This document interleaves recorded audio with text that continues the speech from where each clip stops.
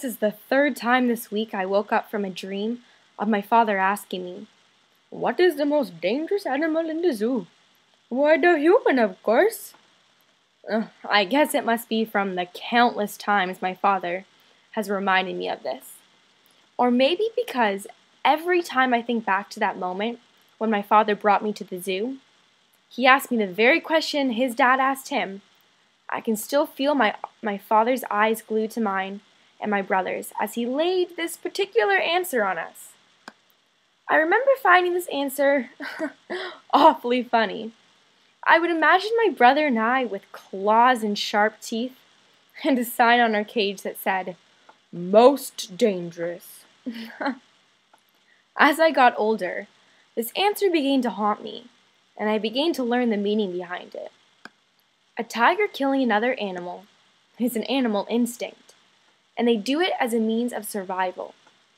A man feeding zoo animal pieces of glass is not an instinct, it's purposeful. We humans are far more dangerous than animals because we're able to commit acts in a manner that is not natural. My father's affected me greatly in life, and his stories never fail to entertain me. All of them lined with lessons and morals I will never forget. As a child, his stories wowed me. Stories of tigers, zebras, and orangutans. Stories of Richard gobbling a man whole were certainly a crowd pleaser in my house. Now that I'm older, I question his stories. The childhood belief isn't clinging on to his stories anymore.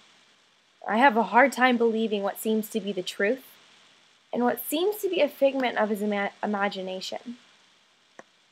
It's often when I'm in line for a movie or sitting at Starbucks for a coffee that little things remind me of him. One time, I overheard a couple talking about a time they watched a tiger gobble down a bird. I instantly remembered my father telling me the terrifying experience of watching Richard Parker devour a goat. I can only imagine the feelings my dad had felt when he was on the boat with Richard. Countless times his father told him how dangerous he was. Then suddenly he was saving Richard and living on a lifeboat with him. I wonder if he really saved Richard that day, or if Richard was his mind's way of projecting his survival instincts into shape and form. Regardless, that day he looked fear in the eye, whether that was the tiger or his realization that he was going to have to use his instincts to survive. Another time my father's memories filled my mind was when I was at school and I had to write a paper on what I believed freedom was about. I remember asking my dad for help. He had so much to say. Freedom was a topic my father felt passionately about, and when he was a boy, he was constantly trying to figure out what freedom was. "How could an animal be free if you constantly have to fight for survival?" is a sentence I heard him say many times. Little did my father know when he was young that he would later become a wild animal where he would have to fight for his life. I remember him telling me that when he was on the lifeboat, he felt farthest from free.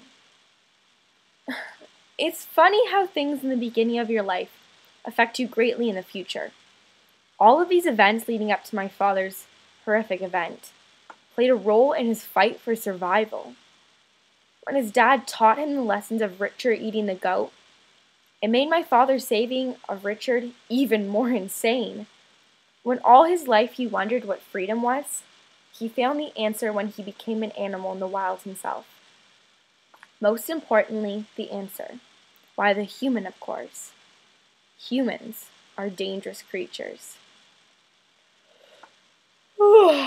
Well, I'm going to try and get some sleep now. Good night.